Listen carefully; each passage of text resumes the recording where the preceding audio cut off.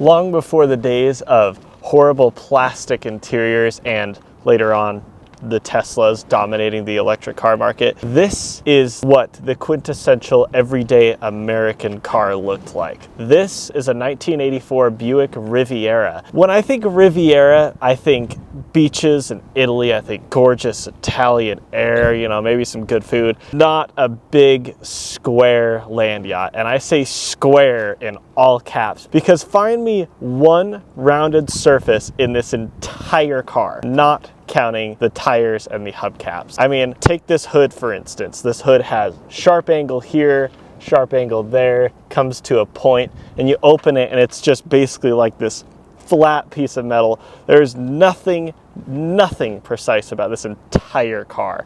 And that's kind of why younger people like me love it, because cars these days are all the same. They're all rounded, they all have CVTs, nothing really all that special. To baby boomers like my dad, who grew up with these things driving around his high school, he thinks that I'm crazy for kind of digging a car like this because these cars used to be everywhere.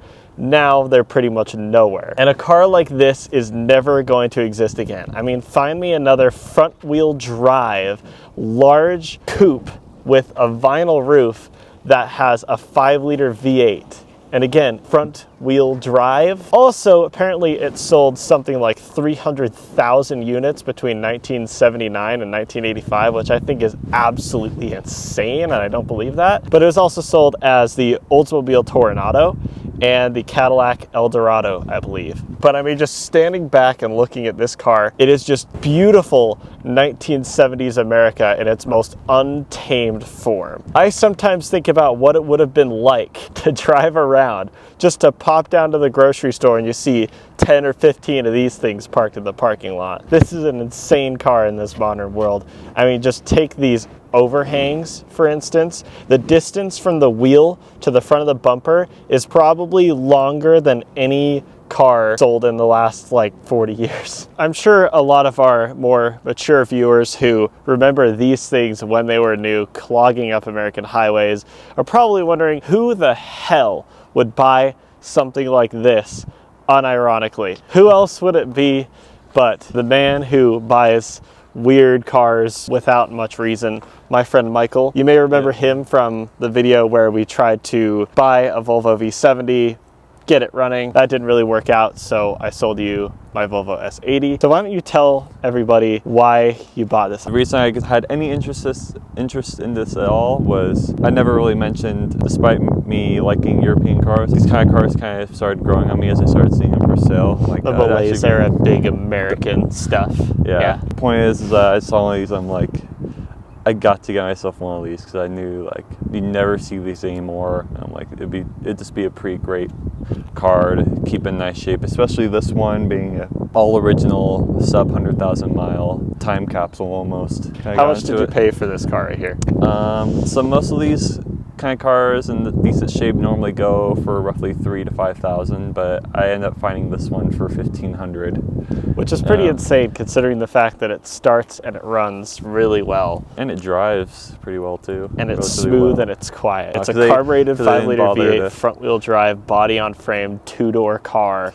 Nothing like that, nothing even close to that exists in today's world. If you're looking at body-on-frame V8, pretty much all that's left are pickup trucks. Yeah. This is how cars were back then, especially American cars. And we look at these, and it's so clear how the Japanese brands, Toyota, Honda, Nissan, or I guess it was Datsun back in the day, took over the market because this was America's answer to emissions regulations and the fuel crisis. And speaking of fuel, I mean, this is 1980s. It was, again, very much in the fuel crisis era, and fuel was expensive. And how much MPG does something like this get? When this came out, it was pretty bogged down to try to preserve. It would be better for the environment and try to get. But it still has 8 cylinders, still has 5 liters. Still a 5-liter V8. They only managed to put out a whopping 140 horsepower. Oh yeah, that's a hot rod underneath here. 140 horsepower out of a 5-liter V8. I don't know how that's possible. What kind of fuel mileage? Like gas mileage do you get out of this thing? What was it quoted at in the day? I saw on a 1985 model with the same engine, they estimated 16 city, I think, 22 highway, something like, which isn't horrible even by modern standards for a big engine. I was expecting worse for a 5-liter carbureted V8, but of course, again, it has no power. No power. Nothing. But the problem is Honda Civics and Corollas and stuff like that, you know, those early 70s and 80s Japanese cars were getting 30 mpg easily. Yeah, easily. But I mean, they were tiny things. It must have been pretty boss rolling up next to a first generation Honda Civic and this thing. Oh yeah. And then even though you're spending 4 times the amount on fuel probably, and the performance is about level. Yeah, probably worse. You still feel cooler in a car like this. Let's take a standard review type tour around this car. Once again, I want to take this opportunity to just emphasize the squareness of this entire car. Take this angle that the body makes from the roof down to the doors. Normally in modern cars, it's just rounded, smoothed off, looks great, looks modern, looks beautiful. This is just, I got my square edge right here. It's a square. You see how it goes up a little and then it turns back around 90 degrees. Oh yeah. And then I got me some more square right here. Got some square. That's a hard edge because America, I have to say, it's nice to make fun of it, but it is kind of refreshing to go back to an era where automotive design was so much more simple. And it was just square everything. And I think that's so hilarious because you look at any one of the other cars in this parking lot, take this Scion behind me. These are both cars, right? But that's where the similarities end. Except I think the similarities also go to the wheel size because this has 15-inch wheels on very narrow tires for a car this size. I would expect to see tires like this on a modern Honda Fit or a Honda HR-V, but on a big car like this, it's pretty funny. This is not a sporty car, in case anyone was wondering. The only sporty thing about it is the fact that it has 8 cylinders, but those 8 cylinders are pushing out, once again, 140 horsepower. That's enough to get it moving, but not much after that. Look at just the yellowness of this car, but it's still like got a brown hue to it because it's America from the 1970s. Everything in the 1970s was brown. Don't know what that was all about, but hey, I didn't live in the 70s. Take the square theme from the body and the roof and the windows to the hood to the front, and you just see square lights with chrome surrounds, a nice big square grille, and right there it says Riviera by Buick. Not Buick Riviera, no, it's Riviera by Buick. We're Buick, we make Riviera. Riviera is by Buick. That is something for Buick to be proud of. This car is something for Buick to be proud of. And actually, that's a good point because now Buick makes dreary garbage like this.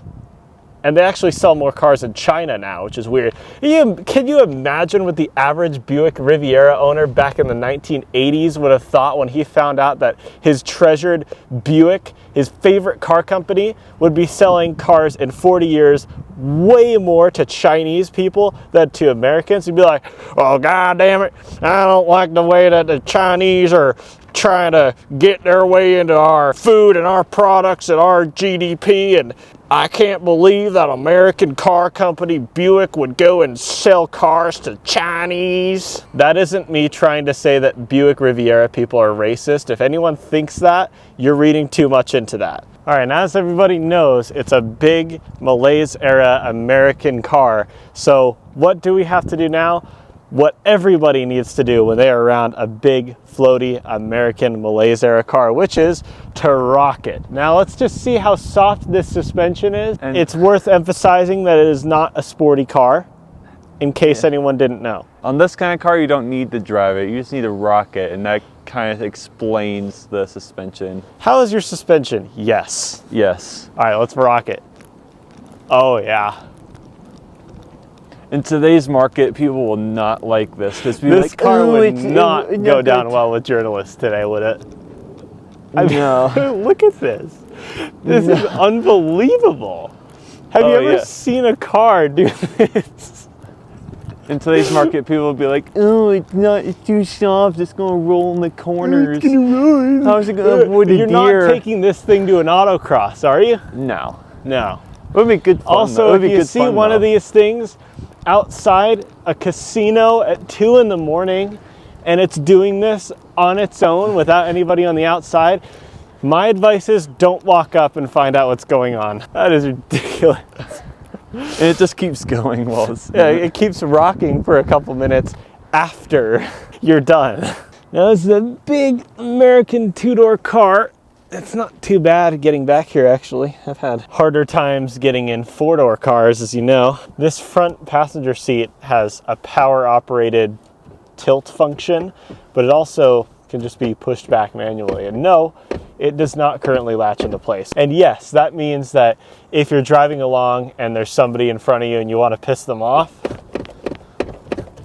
you can just do that. I look behind me and I see again just this flat back window at an almost 90-degree angle, which is almost like gives you the feeling that you're sitting in a pickup truck. And I just look and I see Riviera printed proudly on a wood square, of course, panel on the C-pillar. But it's nice to just see this just oozes quality. We've got individual bucket type seats almost. Lots of cushioning and comfort. Just lap belts back here, I believe. Good old American General Motors buckles with the button in it, which needs to have a comeback, but I'm sure safety regulations would not allow something like that. Armrest too. What? Center armrest, you have one too, it should pull Oh out. yes, and there is a center armrest that has to be squeezed out a little bit. So a little center armrest, no cup holders or anything back here, but what you do have individual cigarette lighters and ashtrays for the rear passengers, because of course you did.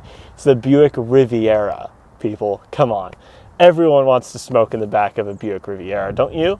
And honestly, back here, I am 6'3", I am tall, and yes, my head is touching, yes, my knees are touching, but only barely. It's actually not that bad. I've got plenty of footroom back here too. It's actually quite comfortable. I could be perfectly happy in a long journey back here, unbelievably. It does feel good to just grab that chrome door handle and press that button in, and I don't know what it is about American cars from this era with the door button, but it is always so satisfying pressing that button in and hearing that click as the door releases. It's like nothing else. Have ourselves a little seat. Oh yeah, that is comfy. Look, I can really just lounge back here. You probably can't even see me, but shut the door and it makes a big loud clonk, and I'm sure it rocks the car for at least 5 seconds, because that's the Riviera way. What do we have here? We have basically a copy of what is in the back. You've got two sort of individual chairs.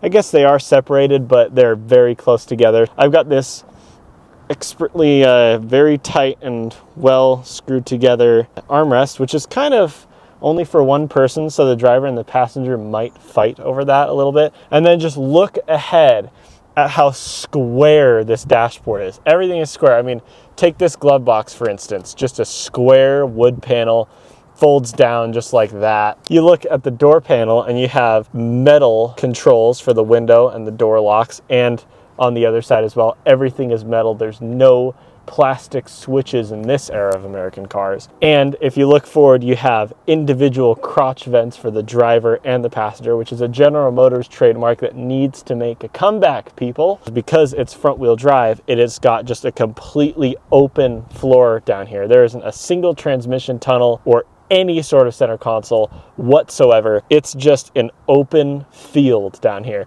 which means, yes, as a passenger, I can quite easily reach the pedals and interfere with the driver's driving, and I'm sure that's a very safe thing to do. Make sure you have somebody trustworthy and sane in the passenger seat, not one of those jerk friends. It's like, hey, you're going too slow. Once again, this dashboard, everything is square. I mean, look at these vents, chrome vents, rectangular on a rectangular panel, on another rectangular panel, on a rectangular dashboard. I mean, I can't even count how many right angles there are in this interior. And you've got your HVAC controls, which is typical American HVAC controls of the day. You've got these lovely metal chrome switches that you slide around this square panel here. And you've got bi-level, which sounds really cool, but it's just basically air on the windshield and on the floor. Not that special, but it says bi-level, so it sounds pretty cool. This steering wheel is nice and thin, 2-spoke steering wheel, and it has the beautiful Riviera badge in all its glory with that R and then a line that intersects it. So you know that when you get in this car, you are getting in the top-notch level of American quality and luxury. There isn't really that much else up here, but I just have to emphasize the brownness of this interior. There is probably 5, 6, or 7 different shades of brown. Look at how golden brown these seats are. Everything in here is so brown, and it's proud to be brown, and I absolutely love that. Let's hear this baby fire up. 5 liters of American V8 glory. Cold start. 35 degrees outside right now. I think it's more like 28 or something. Show us what America is made of.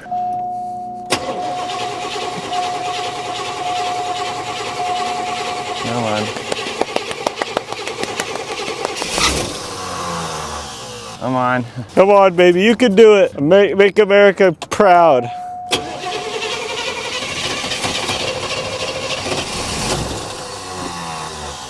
You can do it.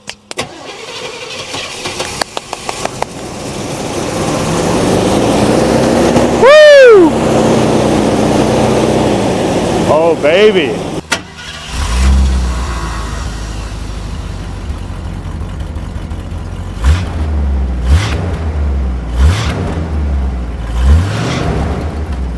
So it's time to drive this lovely thing. I gotta say, How much safety? I don't feel very secure with this seatbelt here. Oh gosh. Yeah, 1 finger. That's all you need. I mean, I'm literally steering on my pinky. Like, I barely feel it in my pinky at all. Like, this is a totally different world of just isolation. This thing is great. And I'm just looking out over this long hood. Peaks in the middle, but also has these little peaks on the end.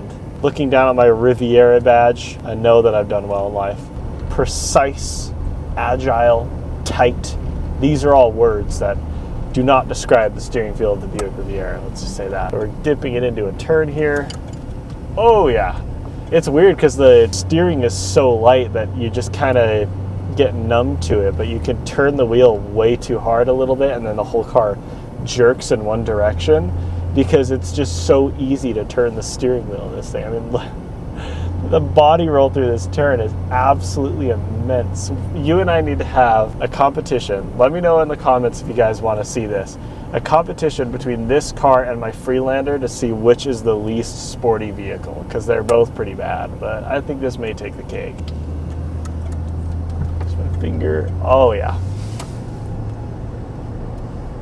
And it is so quiet, unbelievably quiet. I can't hear the engine at all. When I let off, you can hear it kind of drone a little bit.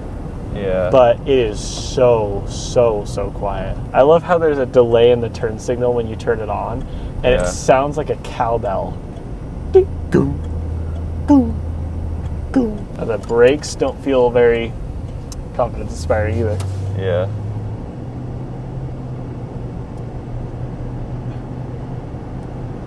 I don't know if that was full throttle, but it felt, I was pretty far down and it didn't really do much. Yeah, it's only a 3-speed automatic. So oh yeah. First gear probably goes to like 40 3 or gears. something. Mid gear.